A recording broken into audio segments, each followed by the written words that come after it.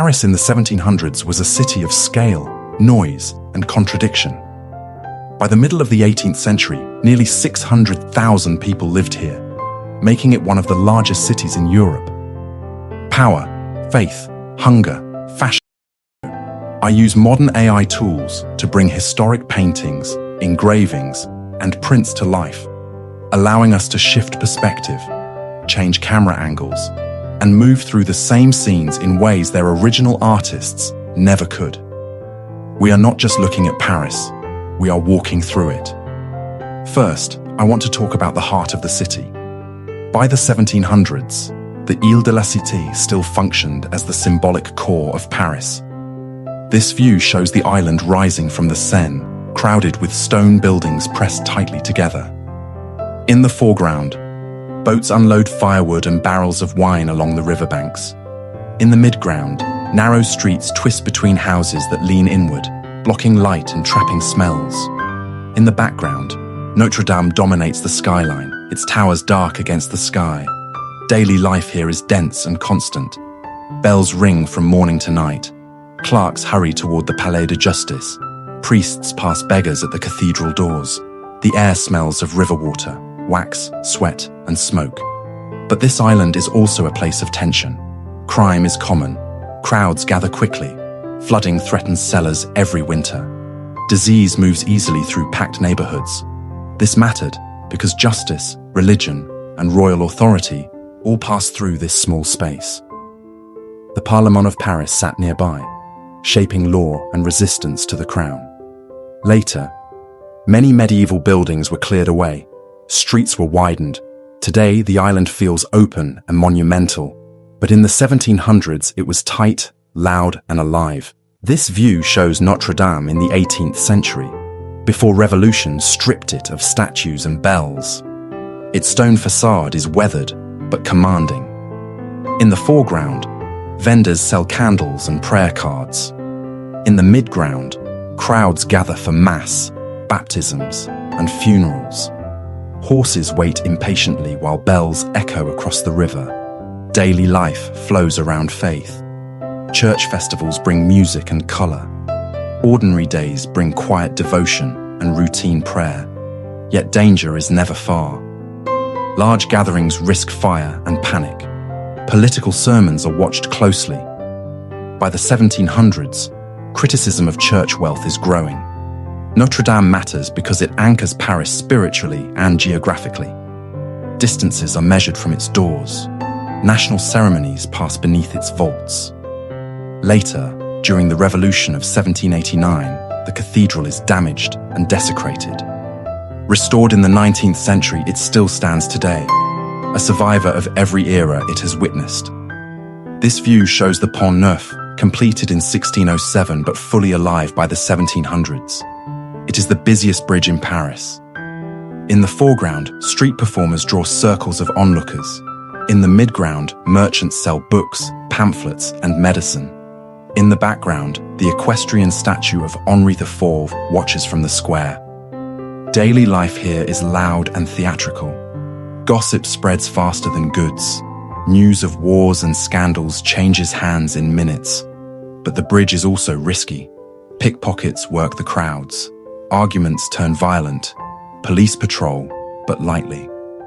This mattered because the Pont Neuf connects ideas as much as neighborhoods. It becomes a center of public opinion, satire, and protest.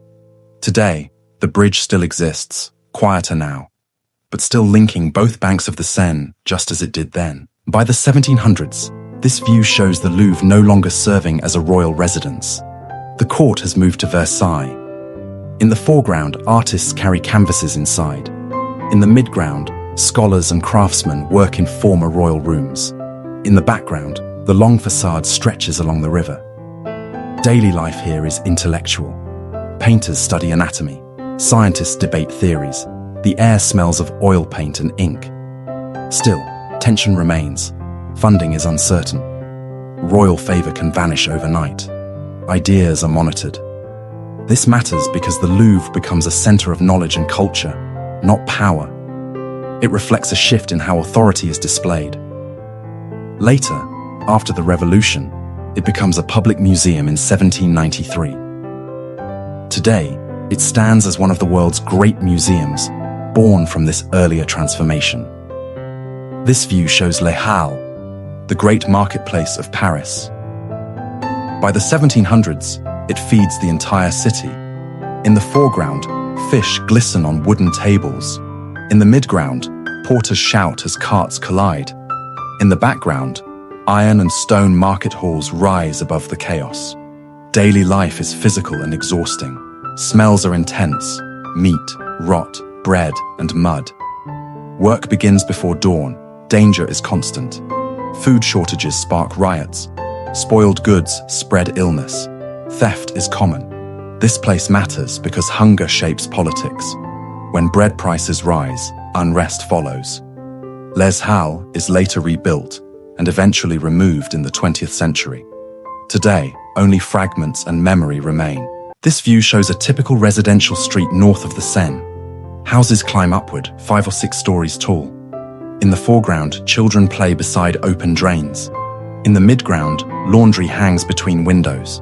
In the background, chimneys release constant smoke. Daily life is cramped. Families share rooms. Water is carried by hand. Noise never stops. Fire is the great fear. One spark can destroy entire blocks. Disease spreads quickly. These streets matter because most Parisians live here. This is the real city, far from palaces. Later, reforms widen streets and demolish old quarters. Today, only traces of this dense world survive. This view shows the Seine as a working artery. By the 1700s, it is crowded with boats. In the foreground, washerwomen scrub clothes. In the midground, barges transport grain and stone. In the background, bridges frame the flow. Daily life depends on this water. It provides transport, work, and waste removal. But it is dangerous. Drowning is common. Pollution spreads disease. Floods destroy homes. The river matters because Paris depends on it for survival. Today, the Seine is cleaner and calmer, but it still defines the city's shape. This view shows Paris under the shadow of Versailles. By the reign of Louis XV, royal decisions shape every street. In the foreground, officials carry documents. In the midground, nobles travel between city and court. In the background, rumors travel faster than orders. Daily life feels distant from power, yet controlled by it. Taxes rise. Frustration grows. This matters because the distance between rulers and people fuels resentment. Later, in 1789, that tension explodes. This view shows a city on the edge. Crowds gather, arms are seized. Fear spreads. Daily life collapses into politics. Hunger meets anger. This moment matters because it reshapes France and Europe. Paris will never be the same. Today, this same city feels open, ordered, and familiar. But beneath the streets, the 1700s remain. Through AI reconstruction, the past feels close enough to touch. Faces return, streets breathe again. If there's another city, moment, or scene you'd like to see brought back to life, let me know in the comments. Again, thank you so much.